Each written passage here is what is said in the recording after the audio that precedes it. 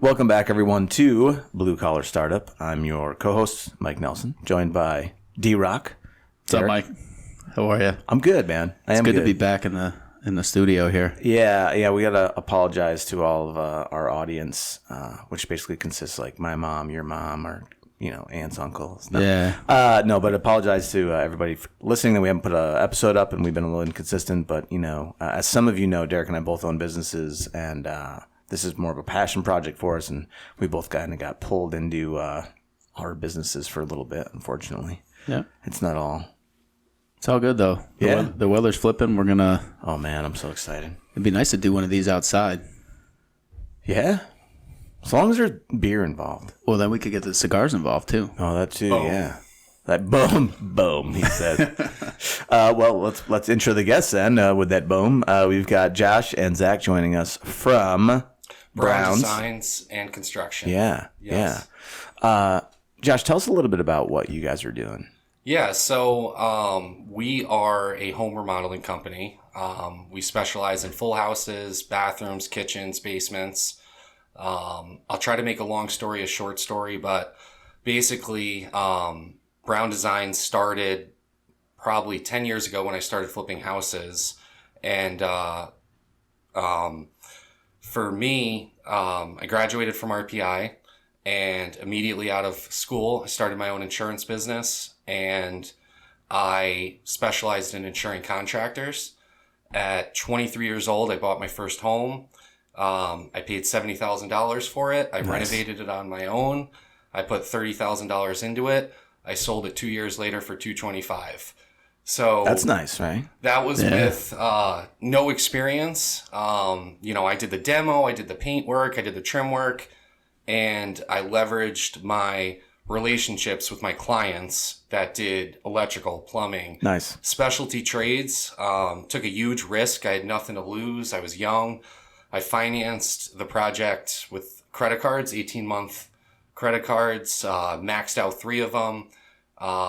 My wife didn't even go to the property until it was painted, just because, it was a truly incredibly distressed property. But, that was around 2014. So we were right after the crash. That was when flipping it was all over TV shows, HDTV. Yeah. So we were obsessed with that process. So I said, okay, let's try it. And, from that first house led to 14 houses within the next 5 years. But right after that, the prices of the houses were almost doubling. So I was buying properties for $80,000 when I first started. That same property was $150,000 5 years later. So I was flipping houses right around that time too. Yeah. And I got out of it because it was just ridiculous. And you'd show up to whether it was a foreclosure or just a low priced house, and there'd be 10 other people there. And it was just, everybody was overbidding for projects. And I was like, how is anybody making any money on these things anymore? Right. But I flipped a ton of properties previous to that, man. It was nice. Are you still flipping houses? So I'm not flipping houses. Basically, I got out at that time. Insurance business was doing really well. The flipping houses, like everyone tries. Yeah. It's like, man, I can get rich flipping houses, So we had a number that we wanted to make. Yeah, it works sometimes. But as those numbers squeeze down, you're paying more. Yeah. And the sale wasn't catching up at that time. That takes some time, So we made the decision just to pull back. We were doing well. We were growing our family. So I went into another 5-year period of content because insurance was paying the bills, living a good life. Pandemic hits. Scares the hell out of me. I've got 3 girls, expensive house, nice cars, and I insure contractors. So now my contractors can't work in houses, So now people aren't paying their premiums. I only get paid based on commissions. I get paid monthly. It scared the hell out of me. Yeah. So that kind of introduces why Zach's here. I went and got a corporate job as an operations manager, had 100 employees, and I actually loved it. I loved everything about the job, loved the people, loved my partner, who was Zach, and it just, a year later, my whole life was based on pay for performance. So insurance, grind more, make more money. Flipping houses, same type of concept. Yeah. So I was just poisoned from like owning my own business. And that's a great way to say that, right? Like, yeah. So I was poisoned, and then like I got my mojo back, you know, with that second job, and I realized, man, like I can't just do one thing. That's not how my brain works. And that's when, quick story, my father-in-law had a house in Boston Spa that was vacant, and he's got a trust set up for his daughters. So my wife technically already owns the property, and he wanted to make it a single family rental. So I was so in. That was like my opportunity to get back. So I called all my old subcontractors, called new subcontractors. I mean, this was a major renovation. We're talking roof, siding, windows. After that project, my neighbor said, "Hey, I hear you're back in construction." And I said, "Yeah, well, we're doing it for blah, blah, blah, blah, blah." And they're like, "Well, would you do our basement?" And at the time, like, I didn't have a construction company. So I was like, "Yeah, like, you know, why don't I do this? Why don't I just coordinate the project? You just pay me like a general contractor fee, and we'll do the basement." So I did that basement. I'm halfway through. My other neighbor, "I hear you're doing blah, blah, blah's basement. Would you do our basement?" I was like, "Well, I guess." And then from there, it went absolutely nuts. So it's kind of you know, it was going to be a part-time business, but it became a main business very quickly. So, you know, it's interesting too, because I had this thought the other day where, because that happens now, like everybody needs a contractor, everyone. And I was like, it wasn't like that when I was growing up. You know what I mean? Like everybody was a contractor growing up, right? And everyone knew a contractor, and everybody was handy growing up. And that's what it occurred to me is like, people aren't handy anymore. With no desire. They can't do it. Yeah. So like I've been trying to figure out, like, how is it that contractors in such huge demand now and stuff like that, right? Like, as soon as someone, "Oh, you're a contractor, you do good work. Oh, yeah. Can you like?" And it's, no one knows how to do shit anymore, man. There is so much work. I mean, so much. I was at the point. I mean, this business has been like 15 months. I mean, we're a $0 to like $3 million projections this year. That's awesome. 1 year. So we're turning down work. Like we're at the point where like we're picking and choosing, and there is not enough people out there. Yeah. Like not even close. I mean, you know, people are still coming to me and saying like, "I've gotten quotes, but we're 6 months out." Yeah. So, I mean, even further than that, the big guys, they're a year out. So that's a problem. That's a big problem. It's a huge problem. Yeah. It's only getting bigger.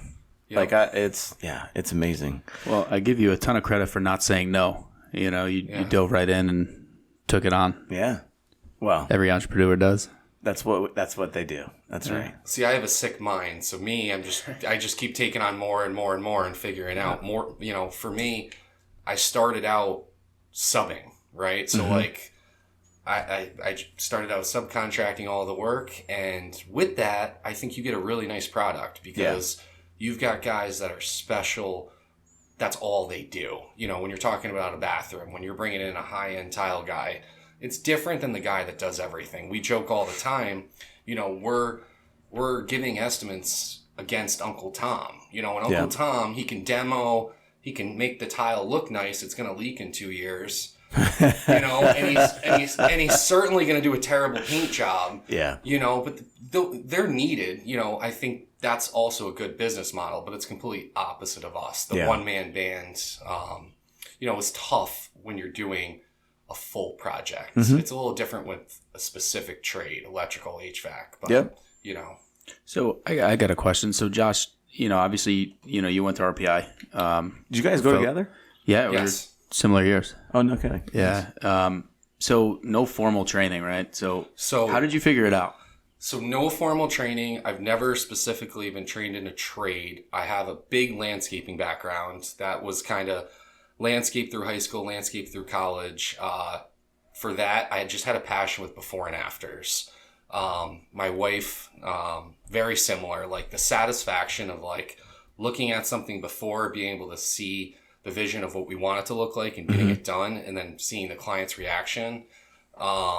So to answer your question, no, I've never been trained in a specific trade, but being a leader and, you know, being a people person, I think correlates, right? So like starting out as a general contractor with just subs, I relied on others. And that's, you know, I surrounded myself with great people.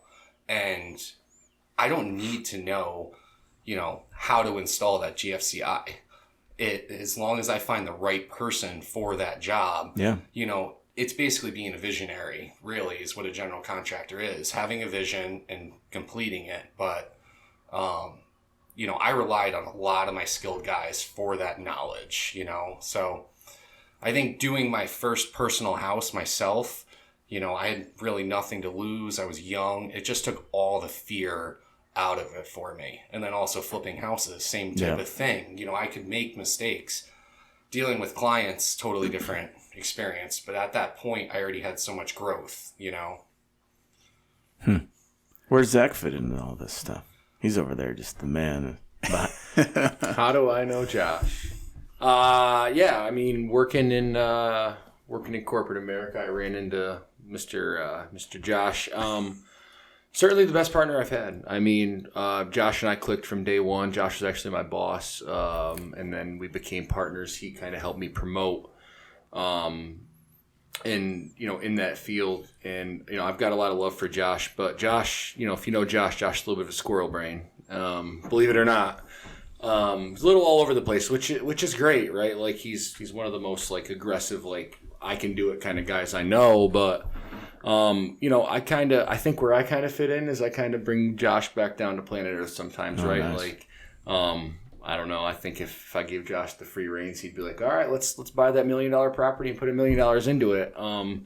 You know, so Josh reached out to me 6-ish months ago and was like, hey man, you want to join the team? So absolutely thrilled to be a part of it. I mean, as Josh said, we're scaling, we're growing, we're getting big. Very quickly. So super happy to be a part of it. But yeah, Josh is a really good friend of mine at this point, and we work really, really well together. So it was really nice to reconnect and get back on the grind together. And you guys work together at the corporate job that you took? Corporate job. Yeah. Same type of thing. Like Zach is like the calm to my chaos. I'm someone, I move quick, I think big, and sometimes I just need to like slow down. You know, he's the one that takes one task at a time and like really dives into it, does the research, implements the process. So he's now like, you know, he's still in the corporate world. So I get him 1 day a week now, where he just dives into one specific thing that I need. It just focuses. Because that's, you know, being a business owner, especially if you're doing multiple things, it's just all over the place. You get sucked in. Your day can just turn so quickly, and it's like every day it gets overwhelming. And like I mean, for us, right? Like we're in and out of like clients' homes, and like sometimes these are $1 million homes, and like Josh needs to give his full attention to that client, and you know, I'm kind of in the background taking notes or.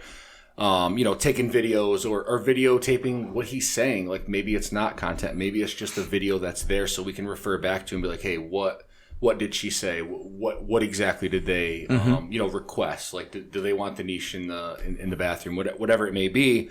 And it's really helpful for him, and it creates that personal connection because I mean, we obviously believe that like. You know, sales is a big part of it, right? Being a good person, being somebody that can sell a product is a big deal. You need to make your client feel comfortable. You know, and it's kind of hard, right? Like if Josh has a notepad and he's trying to take notes and he's trying to keep track of what's going on, while also trying to, you know, sell his business, it's a lot. So like that's kind of where I fit in that equation. That's great. And you guys are doing some really cool things with social media. Tell the audience a little bit about that. Yeah, I mean, with social media, I think let's go back, right? So like I'm at this corporate job. I'm like looking for motivation. I'm scared. And like there's so many people that just like motivated me. And I'm on Instagram and I'm watching like these, you know, a lot of these guys are like flippers, contractors. And we all say it. We say, why not me? Like, why isn't that me? Like I can do that too.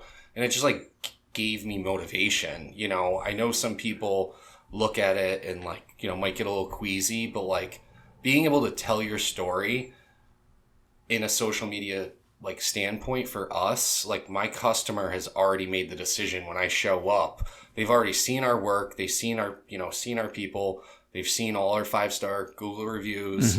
And it just, I think it's so important to like show your work to everyone else, So I think it makes it easier. I think it makes it easier for people to get comfortable with you before you even start the job. Yeah.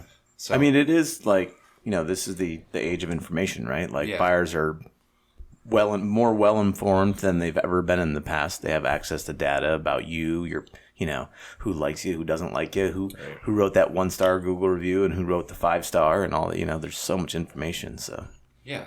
And it's just cool to be able to like, originally when we first started, we were just showing like the before picture. We weren't even showing the before picture.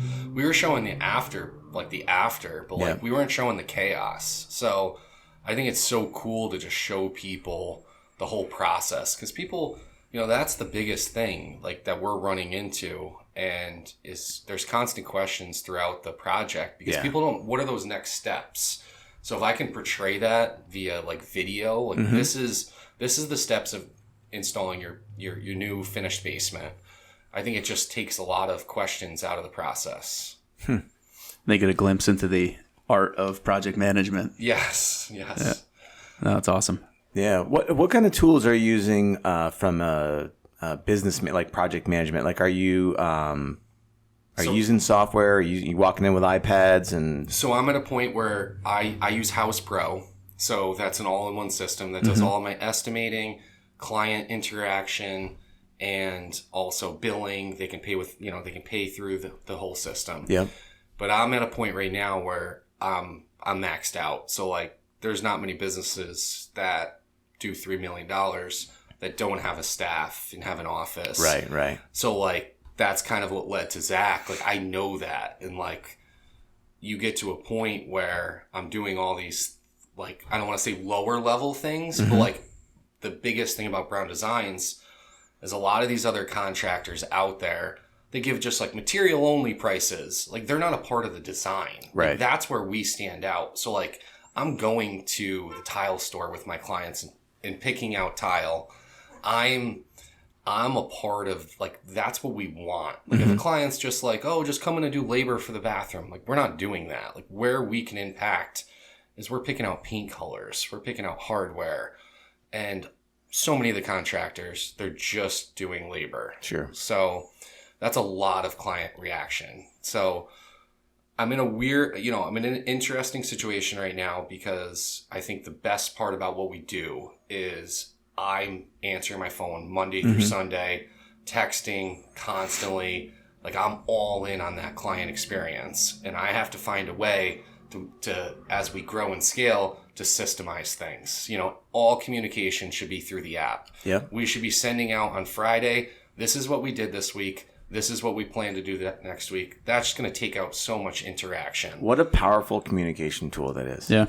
We literally just implemented a similar thing with our marketing clients of like, because people just don't know, like, like, where are we at in the process? What's going on? What's happening on projects that are longer, right? Like, going on for, like, I'd imagine some of those renovations are going on for weeks, if not months at a time. Right. Right. And people want to know, like, are we on track? Are we behind? Are we ahead of schedule? What's next? What'd you do? Like, I know I saw guys coming in and out of the house, but what the hell did you guys do this week? Like, yeah. And it's scary for, I mean, I'm sure you guys experience this too with running your own business. It's that position doesn't directly like give you funds back to your business. So if I go hire a painter and he goes paints, and my cost for that painter is $500. Well, I charge, let's say $700. I made $200. With that position that I desperately need, you don't necessarily get money back. You get time back, So for me, I'm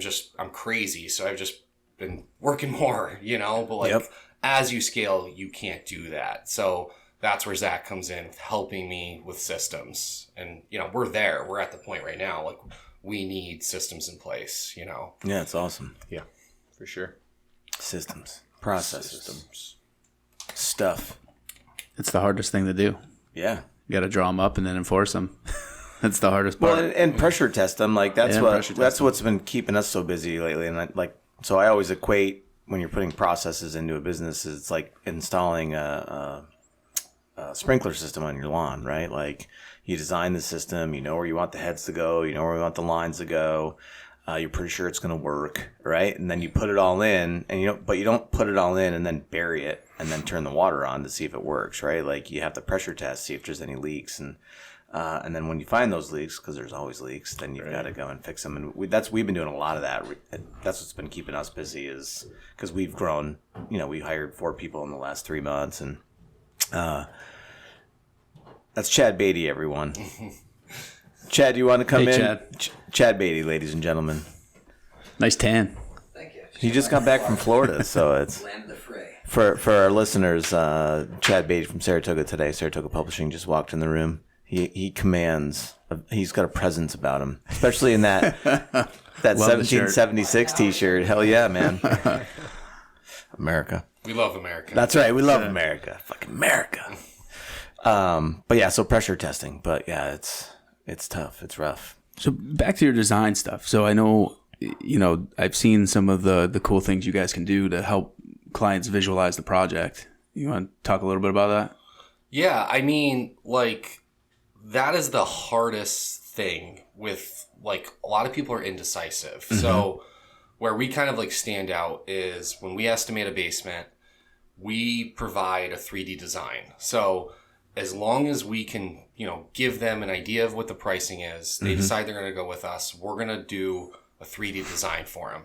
There hasn't been one time where we did a 3D design and we didn't make at least one change.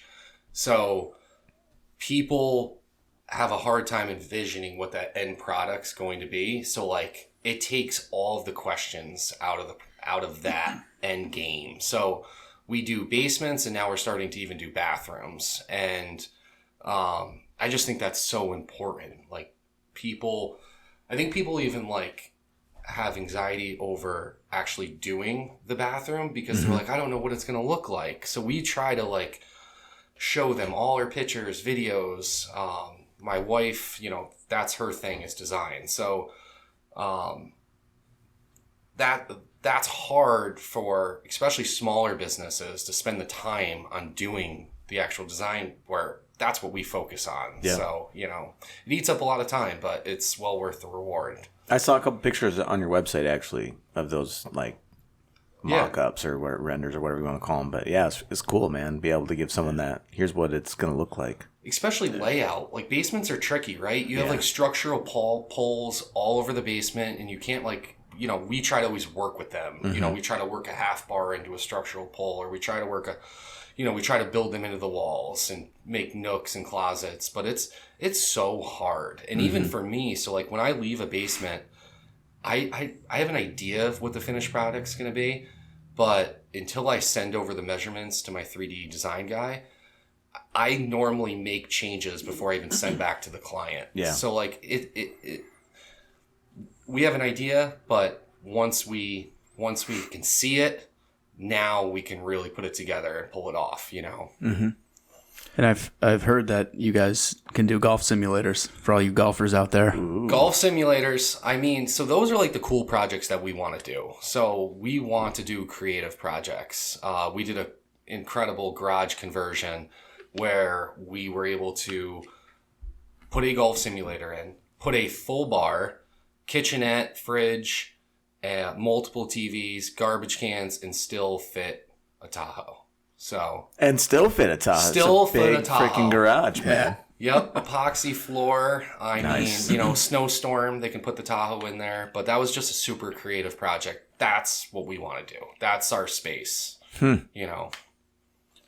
So what's a typical day look like for you guys? Any special morning routines or anything that you guys do that are... Well, yeah, because you're both still, because you're still doing insurance, right? I'm still doing insurance. And you're still working the corporate job. Yep. So you guys are doing... So what I'm hearing is that your side hustle is a $3 million business. Is that right? Yeah. Kind of. It's awesome. Yeah, right? I mean, it's insane. I don't even know how to tell the story. Like, it just... I didn't plan for it. Like, I wanted it to be part-time. Well, it was going to be part-time. Yeah. But it's just like, all right, going back to the flipping, when you're flipping houses, there's no client interaction. We get to design it exactly how we want and kill it, right? So with the client experience, sometimes clients have their own taste, have their own, opinion. So I was a little scared. That's a nice way to say it. They have their own taste. I was their own opinions. They're wrong, but so like I might not have picked that tile choice or that piece. Right. So like, how do I market that? How do I display that? Or so me and my wife were both hesitant on the whole remodeling space. yeah, And we want to get into developing. That's the goal. We're doing this to develop. We want to own property. We want to get back in that space, but not flip. So, in terms of like our daily day, so I work out at Metabolic 7:10 every day. Take my daughter to school 8:30, and from there I go check on the job sites. We normally have 2 to 3 job sites. But being the business owner, being the guy who kind of, does a lot, especially when I don't have Zach, it's easy to get trapped. I should be back in the office at 12 o'clock, put my head down and get all my stuff done. But, each day is different. yeah.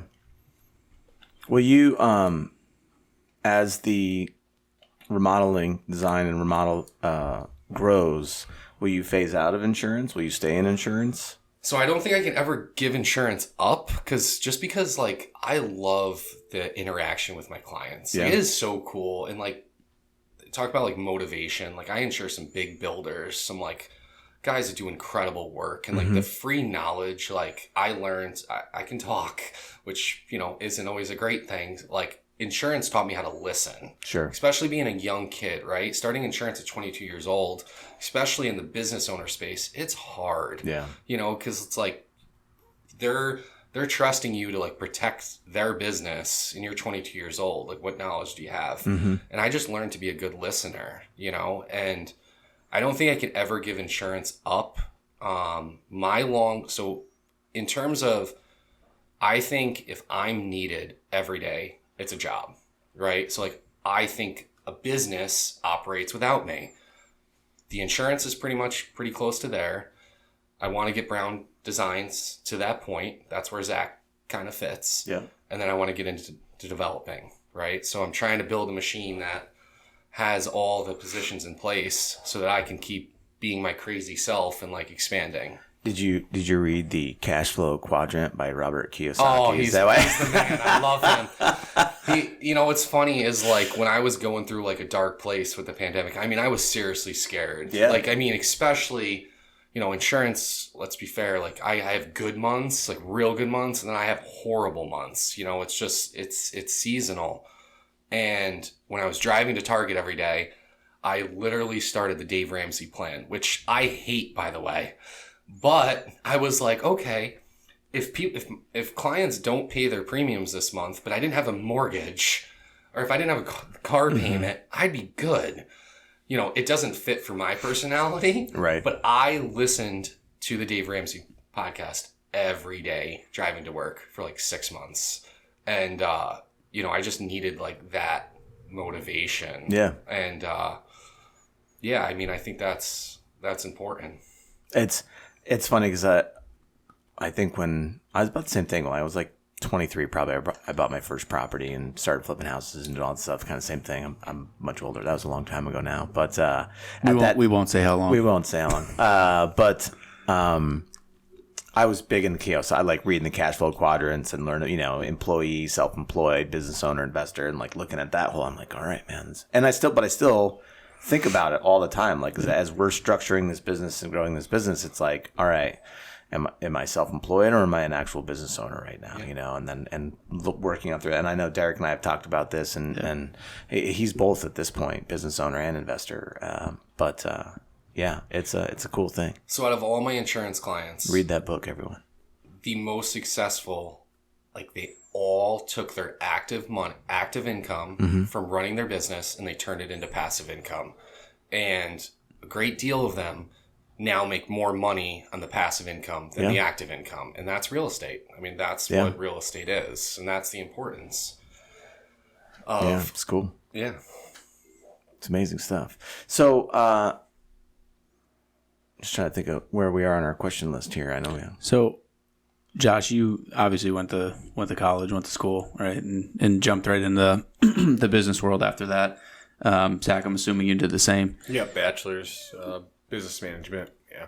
So I guess one of the main reason we started this was to obviously generate some interest, in the trades for all the youth that are out there. There's a lot of companies that are, working to, help push that, and I think it's going to be the next phase of, this country and where it goes. But what are your thoughts on college, and how do you see that fitting in? You have young kids. I do too. So what does that look like for you? What's your outlook? So for college, with 3 girls, 7, 5, and 4, actually 8, 5, and 4 now, the thought in my head is like state school and but I also want them to go to the big school, with the awesome football team, basketball team.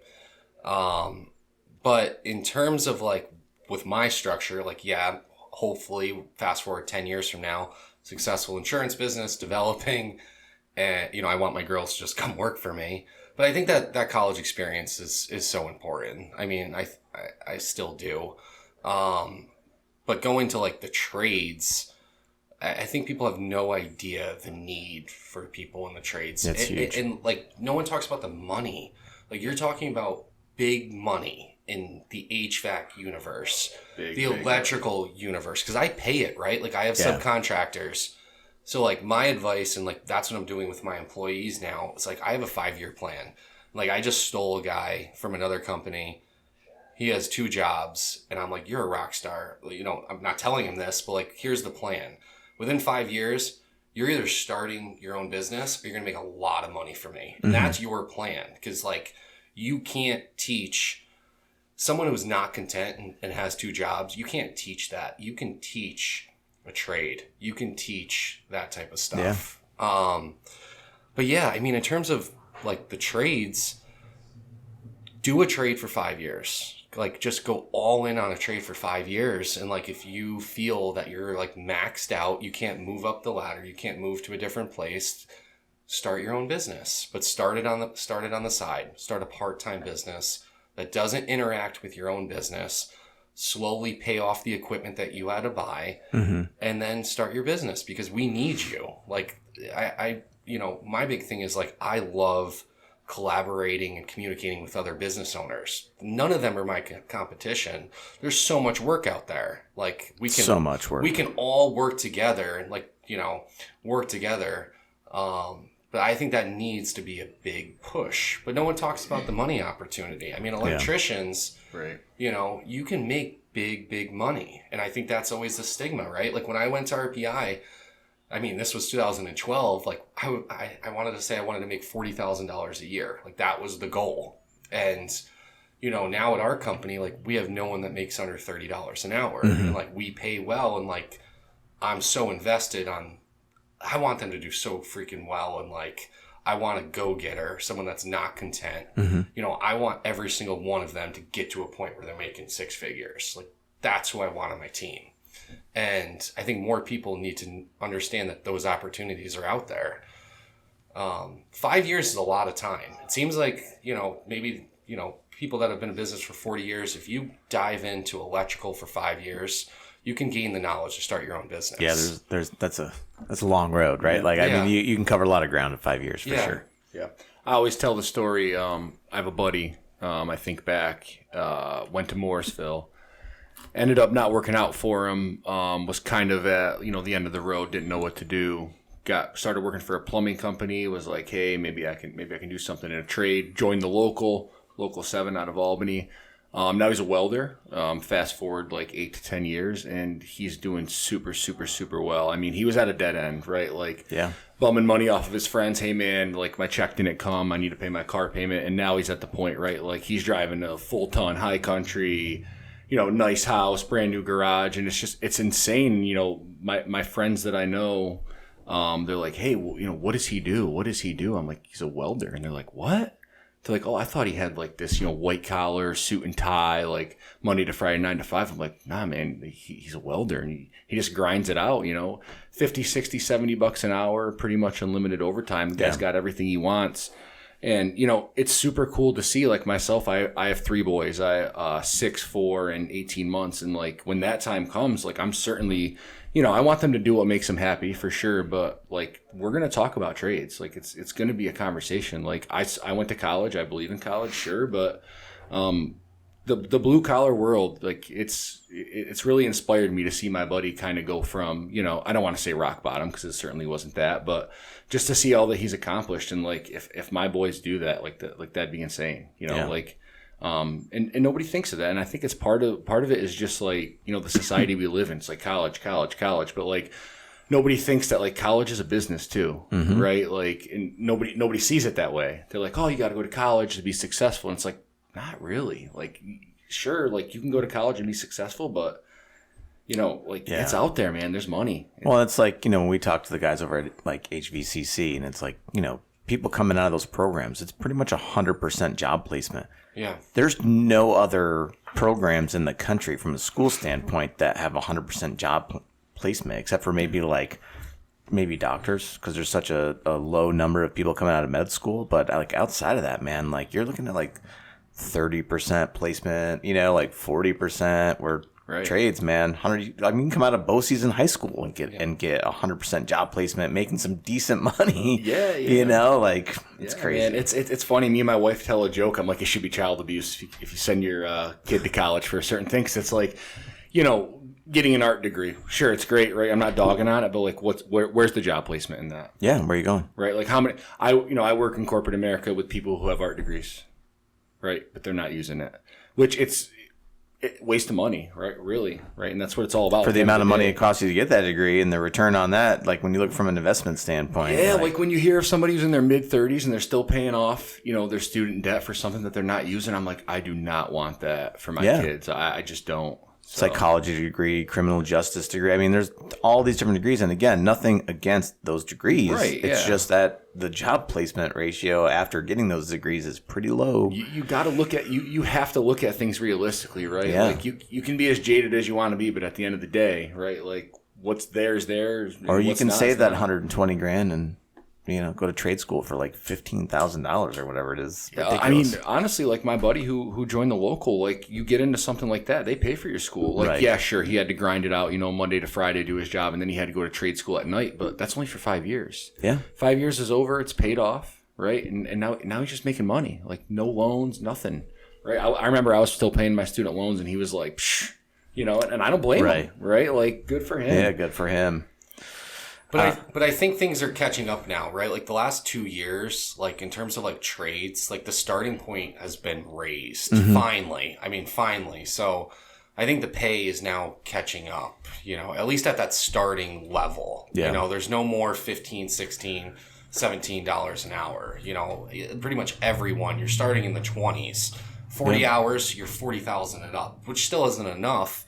But the long-term play. But I think also going back to that, colleges, they're pushing corporate America, right, Derek? Like at RPI, I mean, all the big corporate companies were there. There wasn't the big construction companies. There wasn't the big trades. Like that's just not being pushed. And I think like the entrepreneur, like we're not pushing like creators, like at college. They're not looking for, they're not talking about creating your own business, your own path. It's kind of like go here, work here for the next 30 years. And I think there's other... Get your 401k, retire. Yeah, I mean, even in high school, it was always say, go to college, get your degree. Right, like I was just talking to my wife about that recently, about how like, you hit 11th grade and they pull you in with the counselor and they're like, all right, where are you going to college? It's like trade school is not even an option. It's like you going here, or there. And the schools get the accolades for, we sent kids here, we sent kids there.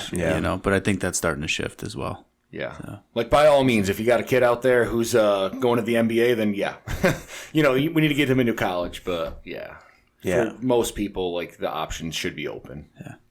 So if you guys were going to give someone listening to the podcast, one piece of advice about, going in the trade, starting their own business, you could only tell them one thing, what would it be? For me, it's going to be get comfortable with being uncomfortable, and I live with that, and I tell people that because like I can't think of any successful venture like whether it's me starting in the corporate world or me starting with Josh, right? Like you have to start out being a little uncomfortable. If you're uncomfortable, you're challenging yourself, right? And that's really where I lie with it. And if you are comfortable, like you need to challenge yourself. If you want to grow and you want to scale, in anything, you really need to put yourself in those uncomfortable situations, challenge yourself. And, the first time you do anything, you're not going to be as successful as you are 2 or 3 years down the road. So just, don't be afraid to put yourself out there. It's scary, but, you talk to these people with these big successful businesses and they're like, hey man, like it was not always like this. And I think a lot of people, like, they don't look at that. They just look at somebody who, like, hey, that guy makes a lot of money. But, like, ask that guy what he was doing 20 years ago, and he's like, yeah, I was doing this, doing 4 part-time jobs and just really putting my neck out there. And I was scared. And here I am. So, yeah, don't be scared to be scared, I guess, is what I'm trying to say. Be scared, but proceed anyway. Right. Yeah, for me, it's just like go all in at whatever you do because you're going to get noticed. Like we can teach, the trade, right? But just like go all in. Just like do whatever it takes, do more, and you're going to get noticed. You're going to stand out and you're going to succeed. Like you can't teach hard work. That is the biggest thing. I think a lot of people are just content people, and that's fine. Like I went through a 5-year period of just like being content. I had done a lot at a young age and I was content, and I needed that wake up call of being scared again. And it just like completely rejuvenated me. But just work hard, like work extra hard, especially at the beginning when you're young, and you're going to get taken care of. Nice. It's awesome. Yeah. Starts at a young age for sure. Guys, thanks for coming in. Yeah, it's been great. Yeah. And I hear there's going to be some reels and stuff and some videos on social media. So if people are looking to learn more about you guys or check your social media, how do they find you? So just go right on browndesign&construction.com. That has all our links to our Instagram, Facebook. Right on there, you can fill out information in terms of estimates. And we're going to keep on posting, keep on being as transparent with the process of remodeling through social media. That's awesome. Thanks again for coming in. Thanks again, everyone, for listening. And, I still want to just continue to say great things about Luke Michaels from the Michaels Group, at the team over at MLB Construction. Both those companies have given us some money that we've been able to use to give scholarships at HVCC and BOCES. And, we're going to work on doing some more of that stuff. But I want to continue to just say how great both those companies are, and the people that work there are amazing. So thanks, guys, for doing that. Check us out. BlueCollarStartup.io is our website. We're on Instagram, and I post like once every 6 months. And Derek keeps encouraging me to do more. If you want to see some cute sheep and farm pictures, that's usually when I end up posting stuff from the farm. So check us out on social media for my award-winning posts. And thanks for listening. And you'll hear from us next time.